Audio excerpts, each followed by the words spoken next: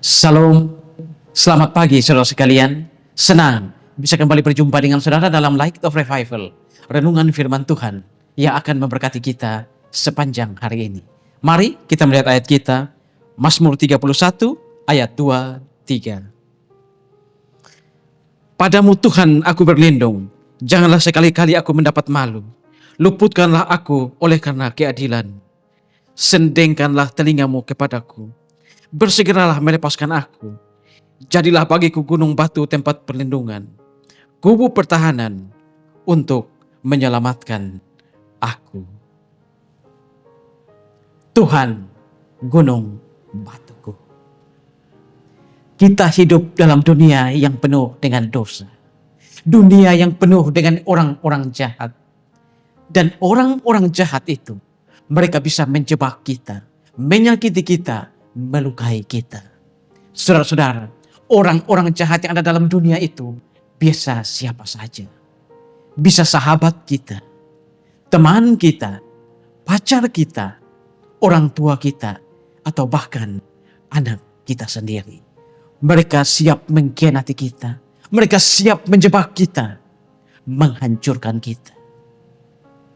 Pernah mengalami seperti itu, saudara? Belum pernah? Kalau belum pernah, tunggu. Satu hari, saudara pasti akan mengalami. Tapi bagi saudara yang sudah mengalami hal itu, bukan saudara sendiri. Daud juga mengalami hal itu. Saudara-saudara, Daud ketika mengalami pasang surut kehidupan, ketika dia mengalami begitu banyak penderitaan, dikhianati oleh sahabatnya, dikhianati oleh ahli perangnya, dikhianati oleh penasihatnya. Daud mengalami begitu banyak persoalan dalam hidupnya. Bukan hanya orang-orang, bukan hanya teman, bukan penasihat, bukan ahli perang saja. Tapi bahkan Daud dikhianati oleh anaknya sendiri, Absalom, yang ingin merebut kerajaannya. Anak yang begitu dikasihi sejak kecil. Anak yang ditimang-timang sejak kecil. Anak yang dikasihi dan dicintai. Anak yang ketika masih kecil diajak untuk main perang-perangan. Ketika anak itu remaja, diajar untuk menggunakan alat-alat perang. Bagaimana cara berperang. Bagaimana cara membela diri dalam perang. Tapi kemudian hari, anak itu justru menginginkan kematian Daud. Anak itu justru ingin merebut tahta Daud. Daud mengalami begitu banyak penderitaan. Bukan hanya dari Saul, tapi dari keluarganya sendiri. Orang-orang yang seharusnya mengasihi, mencintai, dan melindungi dia. Daud mengalami begitu banyak penderitaan. Dan di dalam kesemua penderitaan dan kesesakannya itu, Daud merasa bahwa Tuhan seolah-olah meninggalkan dia. Tuhan seolah-olah tidak lagi peduli dengan dia. Daud merasa bahwa dalam penderitaannya itu, dalam pasang surut kehidupannya, seolah-olah dia sendirian dan Tuhan tidak lagi peduli padanya. Tetapi saudara, Daud kemudian sadar. Di dalam ayat yang ke-23, dia berkata, di dalam kepanikan, aku mengira aku telah terbuang dari matamu. Tetapi aku baru tahu bahwa sebenarnya engkau mendengarkan teriakanku minta tolong. Saudara-saudara, kembalinya iman Daud ini juga dibuktikan di dalam ayat yang ketiga.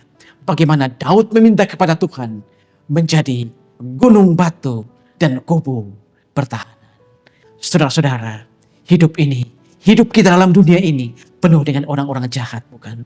Yang siap menjebak kita, melukai kita, menyakiti kita, membawa kita dalam penderitaan yang paling dalam. Dan itu bisa siapa saja orang-orang itu. Bisa sahabat kita, orang terbaik kita, bisa pacar kita, atau bahkan orang tua, atau bisa juga adalah anak yang begitu kita kasih. Ketika kita mengalami semua penderitaan itu, jangan pernah berpikir bahwa Tuhan meninggalkan kita. Sadarlah seperti Daud ketika dia sadar bahwa Tuhan tidak pernah meninggalkan dia. Bahwa dalam kepanikan, dalam penderitaan kita, Tuhan tidak pernah membuang kita dari hadapan matanya. Dan kalau kita mengalami penderitaan seperti itu, datanglah kepada Tuhan. Kembalilah pada Tuhan. Mintalah kepada Tuhan untuk menjadi gunung batu bagi kita dan kubu pertahanan. Agar kita siap, kita mampu untuk menghadapi penderitaan dalam dunia ini yang mungkin saja ditimbulkan oleh sahabat kita, teman kita, kekasih kita, suami, istri kita, orang tua kita, atau bahkan anak-anak kita yang begitu kita kasih sejak mereka masih kecil. Amin. Tuhan, terima kasih untuk firman. Kami belajar dari Daud ketika dia mengalami begitu banyak penderitaan. Ketika dia mengalami pasang surut kehidupan. Dia merasa seolah-olah Tuhan telah meninggalkan dia.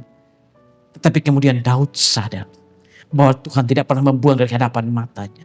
Dan Tuhan selalu mendengar ketika dia berteriak minta tolong. Kami juga Tuhan, ada begitu banyak penderitaan dalam dunia ini. Bahkan kami bisa dikhianati, disakiti, dijebak oleh orang-orang yang kami kasih. Namun kami percaya bahwa Tuhan tidak pernah membuang kami dari hadapan mata-Mu. Dan Tuhan akan menjadi gunung batu dan kubu pertahanan bagi kami dalam dunia yang penuh dengan orang jahat ini. Terima kasih Tuhan, dimuliakanlah Engkau di atas firman-Mu. Amin. Saudara, jadikanlah firman Tuhan sebagai pelita dan terang di sepanjang jalan hidup kita. Tuhan memberkati kita semua.